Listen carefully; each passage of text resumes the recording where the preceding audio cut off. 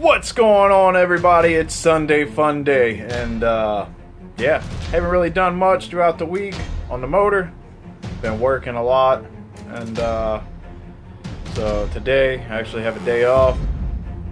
Waiting for the temperature to warm up just a little bit. I'm gonna go in the garage and we're gonna get these piston rings gapped. I'm gonna check this box, the NPR box, and see if there's a spec sheet on it. We'll go from there. Alright, so I'm out in the garage. Got my parts and stuff. Got everything ready. Got finishing buttoning up my piston ring grinder. So I'm gonna get that situated and screwed down to the bench so it's stationary. And I got these. Hopefully that cleans up the burrs a little bit on the piston rings after you cut them a little bit. I'm gonna give that a whirl, see if that works. Enough talking. I want to get this thing bolted down, and then I'll bring the camera back when we start get ready to start grinding.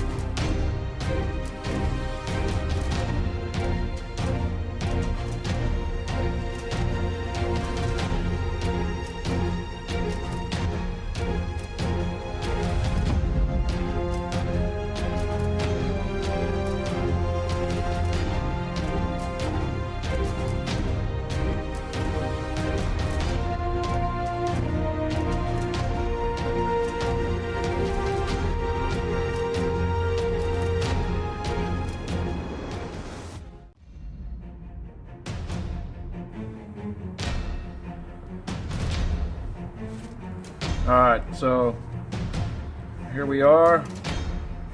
We're going to get this cut, take some out of it. 13 thousandths of an inch fit in there. It was still tight. I didn't like it, but I'm doing this. As you see, you get these two little tabs right here. That's your stops for your piston ring. And it helps keep it stationary. It's not going to stay stationary if I go grinding that way. So whatever side you have your piston ring on, make sure you rotate the wheel, the cutting wheel, the direction where the ring is. Try to get it butted up even. You don't want to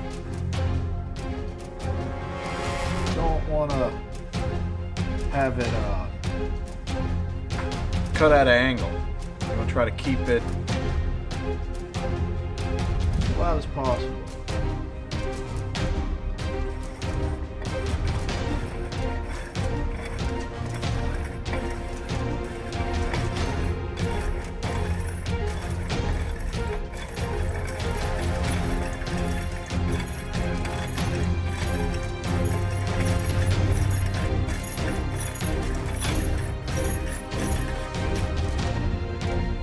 Want to do one side.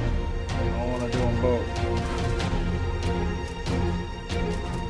Alright, starting to cut. You got a ways to go, but I'll take a little more off, then we're going to go measure it. Like I said, I want about 18 thousandths of an inch ring gap on my top compression ring.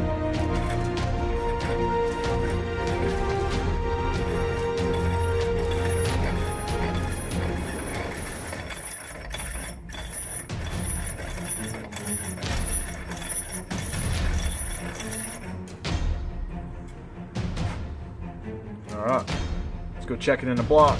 You don't want to take off too much. Take off, you can't put back on. So you take off too much, you're screwed, and you'll have to order a new set of rings. Alright, so we cut off a little bit. Now we're about to insert it back into the block. Try not to bend your piston ring. know it's tricky trying to get it in, but do not bend it. Once you get it started, get your piston, push it down in there some. And I like to look at my ring land, kind of, level it up. Go from there. I'm putting the piston ring back in the same spot where it was. Take some off of it. Let's see what we have now.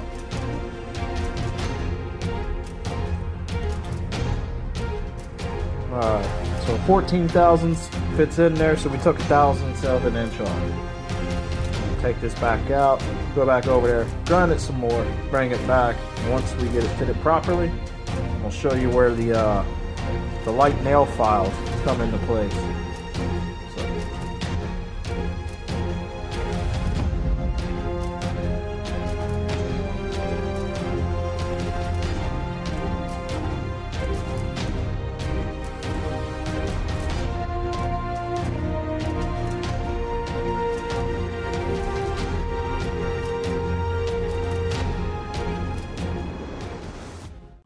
That away from the block, we don't want to do it. And if you see this side, focus, come on, focus. This is the side that I cut, so I'm just going to take my file,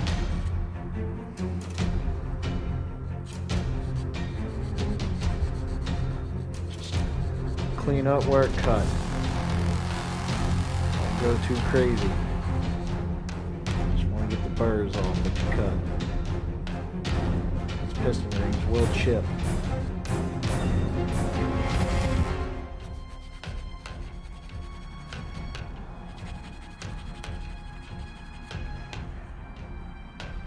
Alright.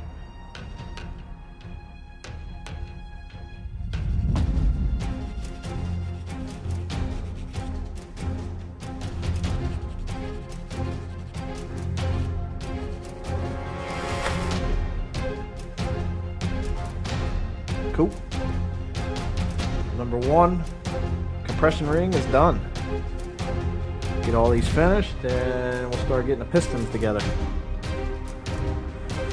Alright guys, so on these nipping piston rings, the second ring, your scraper ring, I'm not going to use these. There's a ring gap, you want about 5 thousandths in between. I set the compression ring at 20, and I got to my scraper ring, put a 25 thousandths of an inch feeler gauge in there. Man, that thing was sloppy, so I went all the way up to 30. It's still sloppy. So this thing has some hella ring gap on a scraper ring, so that's coming out. I got a set of Hastings rings. I'm going to use the scraper rings from that, because your top ring is the one that's different for between NA and turbo. Your turbo, you got a moly coated and it's harder top piston ring. This one is just regular piston ring, so nothing special on the scraper ring, but the turbo top ring is different from NA. I'm going to get that out, put a Hastings in there, and see if it's any better. Hastings ring, dot up. Of course, pretty sure on these, if it has a dot, it can go either way. I'm going to put dot up.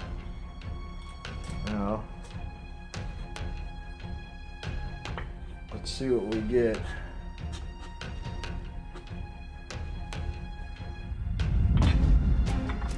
That's way tighter. I'm liking that.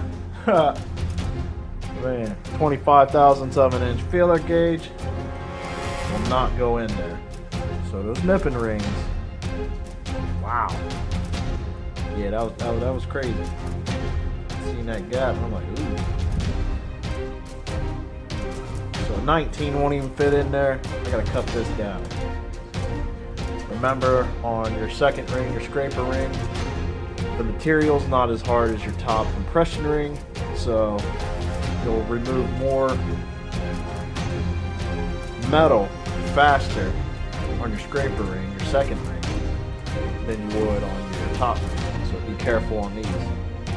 Get that grinded and cut down, get it in there, and get my 25 thousandths of an inch ring gap set. Alright, so we got our ring gaps all set on our rings. Like I said, luckily I had them Hastings rings where I could use the scraper ring out of that, and it was way better. I got it at 25 thousandths. Got my connecting rod ready to finish installing on my piston. I have to try to fight and get these damn spring clips in there so the wrist pin doesn't slide out. And those things, man, they suck. I'm about to go in the house and try to get it together in there because yeah, my hands are freaking freezing. I can't even feel my fingertips. And trying to get those little things in there is being a task. So I might go in the house and try to get them together real quick.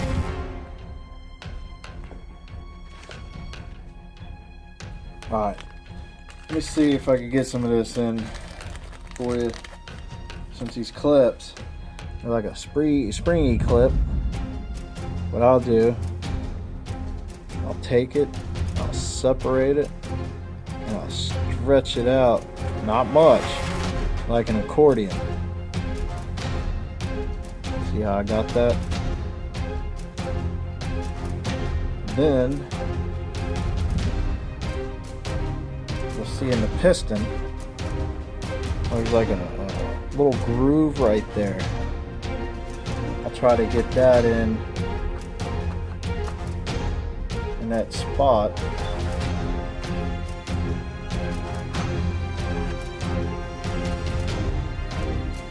Push it in there, get it started. Keep it pressed in there, and I'll take that screwdriver and I'll go around.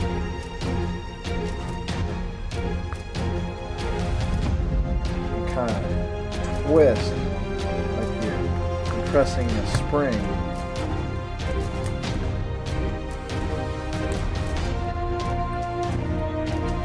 That's the easiest way I found to do these. And then when you're done, at the end of that little spring clip, I like to rotate it away from where the little notches are. There and there, I'll put it opposite. So think of top of the piston 12 o'clock, the bottom 6 o'clock. I'll face them that direction. Hopefully that helps. I'm trying to get these things put together so we get them installed in the block. I'll throw this out there too.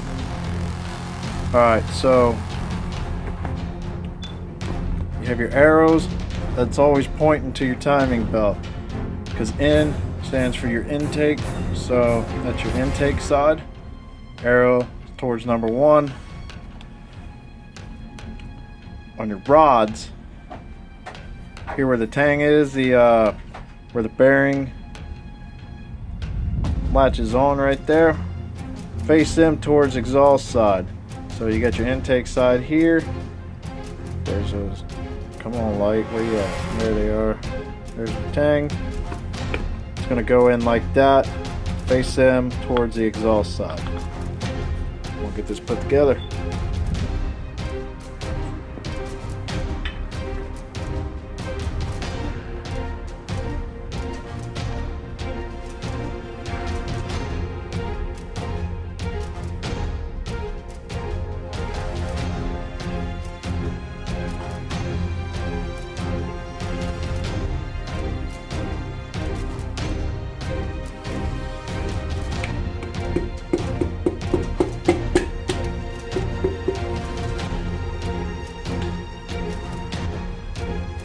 Alright, I'm going to show you how I like clocking my rings.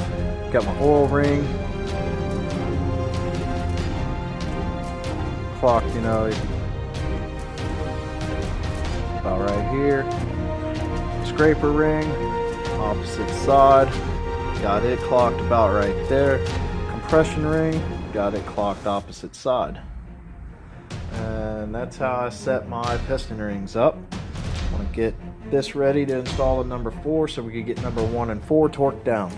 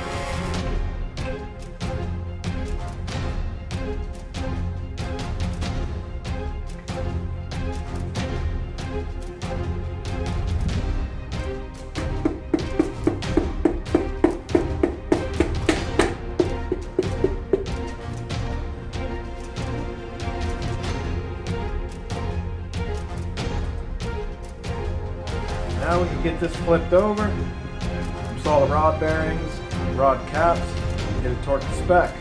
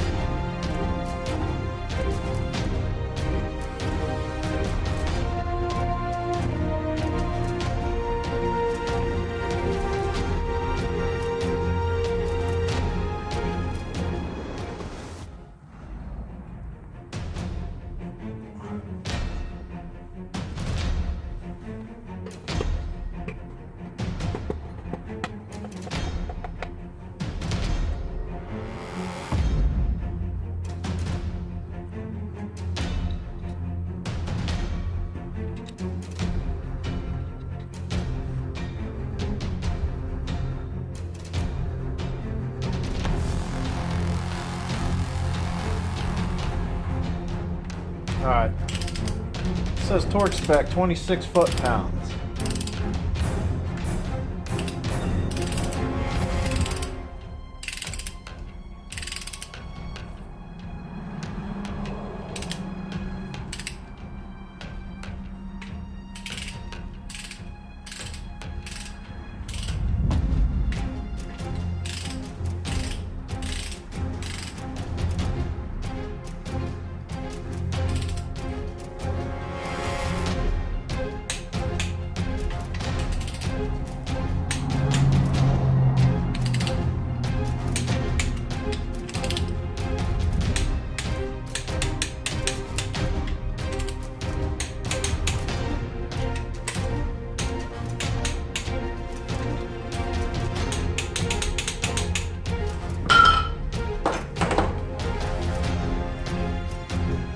Check and make sure you got side-to-side play. If you don't, something's wrong. Something's either torqued too tight or your bearing clearance is too tight. Now, you can try to roll this over by hand.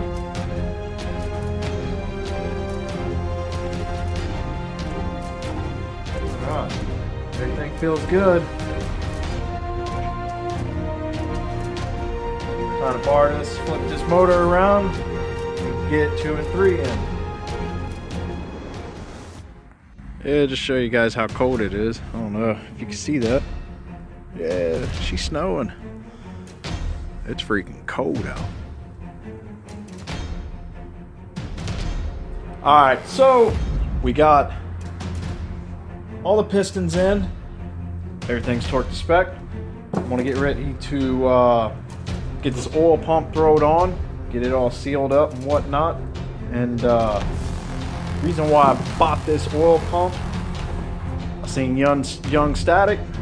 He had got one for man, I watched all his videos, but I think it was for his ITR build maybe. So I'm gonna flip this around, show you guys the part number, and yeah, get ready to throw this thing on and do some cleaning and get ready to maybe paint. I know it's colder than yeah, I don't even know what, but it's cold. So I'm gonna get this yeah, ready to throw on. Alright, so here's the oil pump. It's a Melling engine parts, made in Taiwan. I think this thing cost me, man, I bought it probably a couple months ago, maybe. I think it was like $100. So there's your part number for oil pump. Alright, there's the oil pump. It don't feel too bad. Comes with your O-ring to seal against the block, and it comes with a sump gasket. One thing I always double check, make sure, you know, for your sump and your oil pan, those studs, they're tight and they're not loose. I've got oil pumps before and these are just, you know, ran down finger tight, so double check that.